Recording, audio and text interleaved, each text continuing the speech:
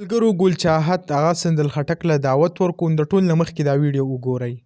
چې زموږ سره پیسې هم دي موږ په صحت باندې هم روغ یو چې موږ د الله او د رسول کار وکړو نو خلک متاثره کېږي. خلک سوی یاره هر څه ورسره ډېر تېر دي او هغه یې پرېښودو بیډ یې پرېښودو د سکون ژوند یې پرېښودو پیسې یې پرېښودې او د الله په لاره کې چې کوم دی دوی په ځمکه باندې اوده کېږي نو خلک متاثره کېږي. الله پاک به ستانه ډېر خیر خور کړي. دعاګانې به دله کوو چې الله پاک تا په خپله لاره کې قبوله کړي.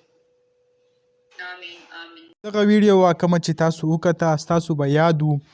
د نن یو کال مخکې تقریبا دا چې کله سعودي دوبۍ ته تللي د هغې نه پس بیا ملیشیا ته لاړه سندل خټک او ګل چاهت یعنی یو ځای تللي وو. هلته چې بیا په ملیشیا کې کومه واقعه وشوه یعنی کوم شیخ چې و د بونیر د هغې سره کوم جنګ جګړې وشوې د هغې نه پس چې بیا کله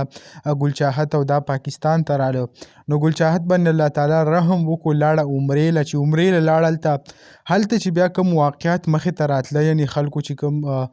چیړل را چیړل کول هغه به هم ستاسو وړاندې وي یعنی هغه به باقاعده لایو راله وبیل چې سعودي عرب کې پولیس دي نه علاوه کوم خلک چې دی څه کسان نومونه هم اخیستي وو چې دیو ما سره ظلم زیاتې شروع کړی دی هغه خیر هغه څه چې وشو بیا پاکستان ته راغلل نو 4 میاشتو کم چیله چې دا هغه یې ولګول او 4 میاشتې هغه اوس د ګل چاهت پوره شوې نو په پرون باندې هغه په ټیک ټاک لایو راغلی و د سندل خټک سره او هغې ته هم دا دعوت ورکړو چې آیا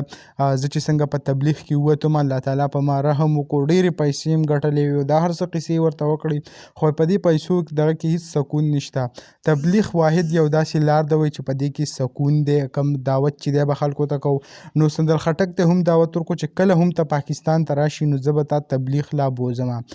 تاسو ته د یاد وي چې 4 میاشتې هغه د ګل چاهت وشوې په تبلیغ کې کم خپل نوم چې دی هغه هم بدل کړی یعنی ماویه نوم یې ځان له بیا کېښودو